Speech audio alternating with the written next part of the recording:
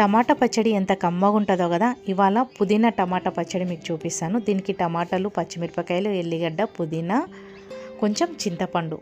ముందుగా తయారీ విధానాన్ని ఎలా చేసుకోవాలో స్టవ్ ఆన్ చేసుకొని స్టవ్ మీద ఒక కడాయి పెట్టుకొని దాంట్లో కొన్ని నువ్వులు వేయించుకొని పక్కన పెట్టుకోవాలి. అదే కడాయిలో కొంచెం నూనె వేసుకొని పుదీనాని, పచ్చిమిరపకాయలని సపరేట్గా వేయించుకోవాలి.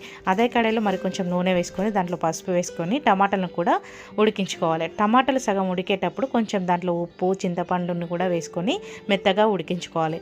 ఇవన్నీ ఇప్పుడు ఒక్కొక్కటి మిక్సీ పట్టుకుందాం. ముందుగా నువ్వులను మిక్సీ పట్టుకున్న తర్వాత వెల్లుల్లిపాయలు, పుదీనా, పచ్చిమిరపకాయలలో కొంచెం దొడ్డుప్పు వేసుకొని మిక్సీ పట్టుకోవాలి. ఫైనల్గా మనము చల్లారినటువంటి టమాటాను కూడా వేసుకొని కొంచెం కచ్చాపచ్చగా మిక్సీ పట్టుకోవాలి.